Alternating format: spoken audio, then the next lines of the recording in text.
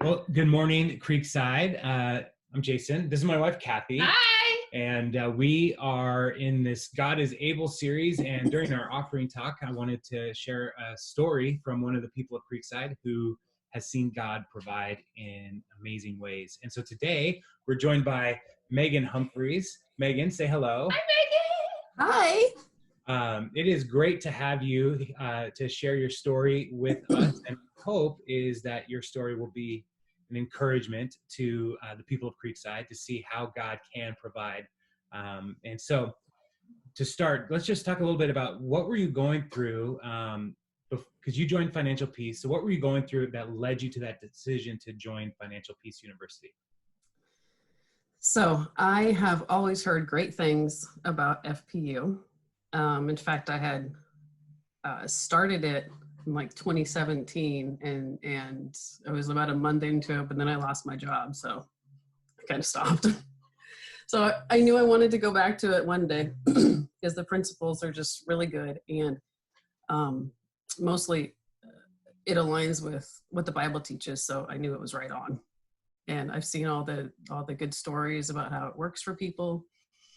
So I was super excited when it came around again. And I started it because obviously I had some debt, student loans, and it was just feeling, well, really oppressive and scary. And as a single parent, financial insecurity is real and terrifying. Yeah. So as in parallel to this, I'm on my own journey of just finding Jesus and growing closer to Jesus. So debt doesn't line up with that. And I know God has a plan for me, and I know debt is not in that picture because it's oppressive. Right. So I started the class, and not too long after that, maybe just a couple of weeks or so, I got some news that really shook me. And that news was that my mom was moving to Arizona.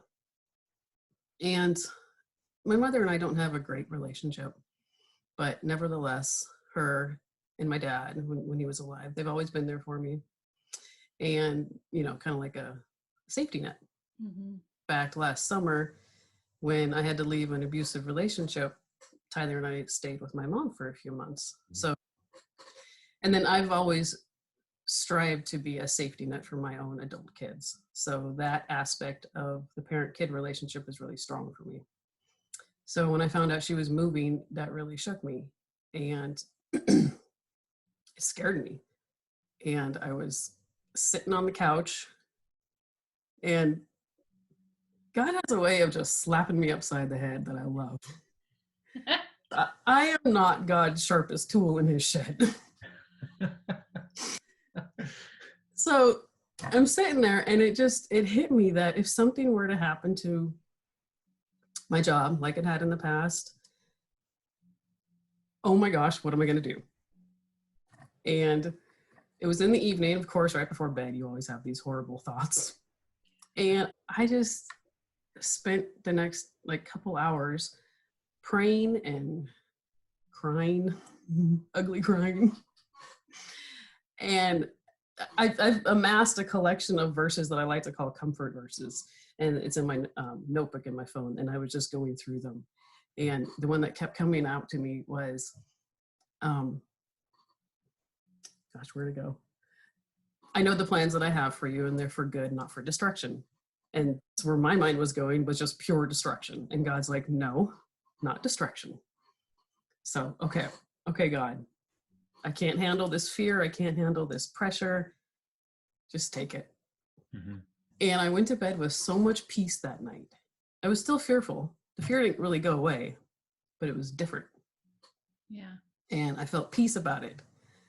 And the next day, okay, to stop there for context, okay. Tyler's dad, he hasn't been able to work for several years because of various health problems.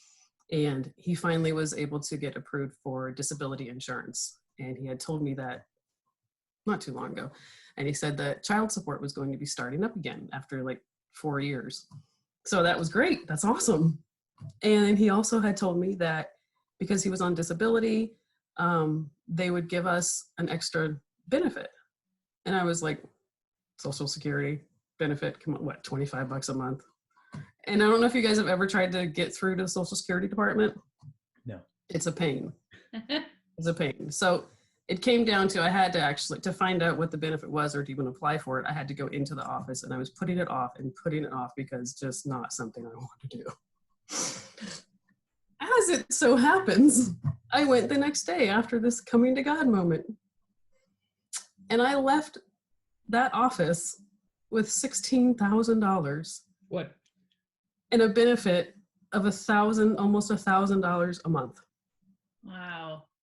Wow. And I sat in my car and just, Yeah. oh dear God. And it just, it finally clicked. It finally clicked. He's got me right here, and okay. Yeah. I don't have to worry about, he is my safety net. What is Right. my safety net? Yeah. It was just floored me. And the best part about it was I was able to give back to the benevolence fund the $2,500 that they gave me to move into this place. That felt 10 times better than paying off debt. That felt so.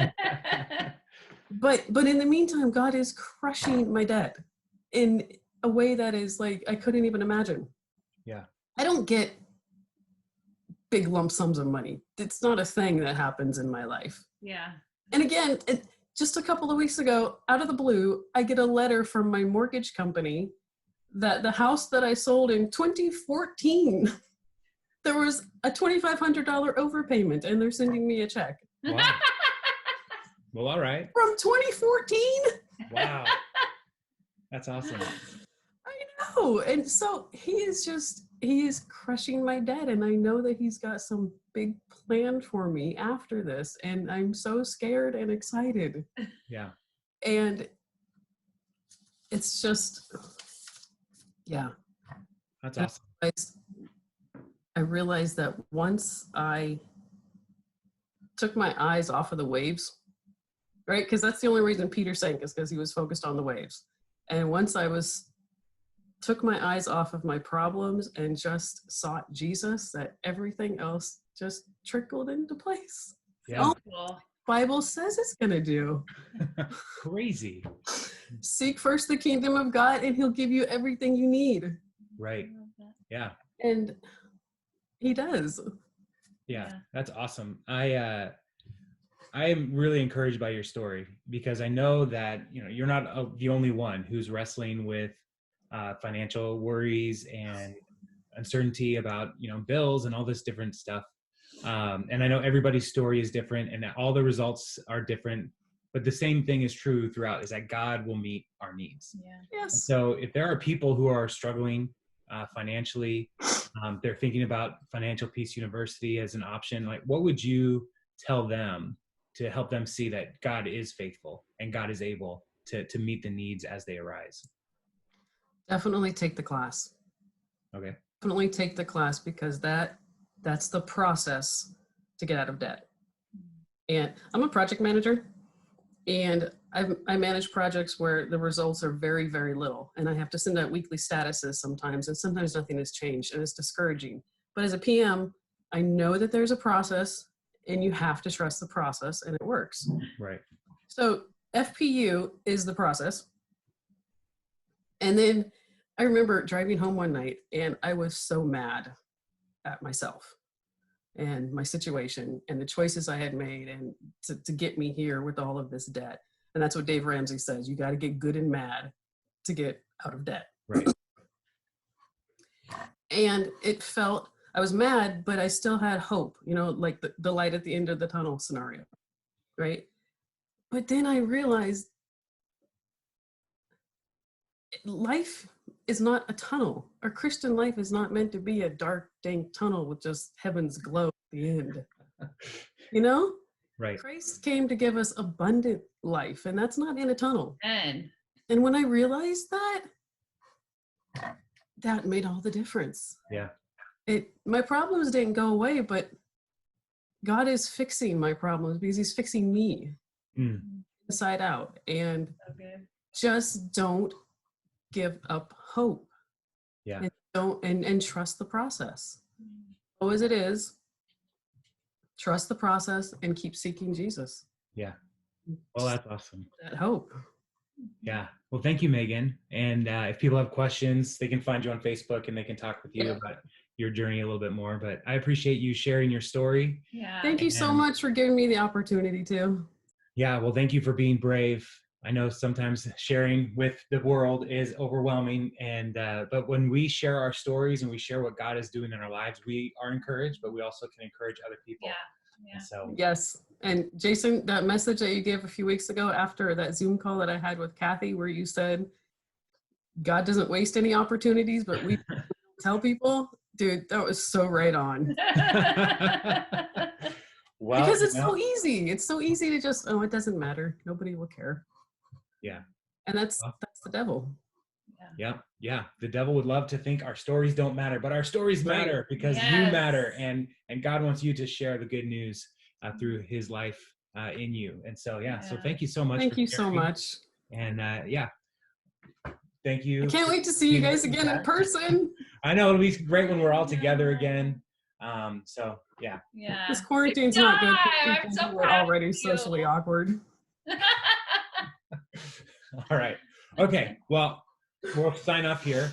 And thank you so much. And God bless.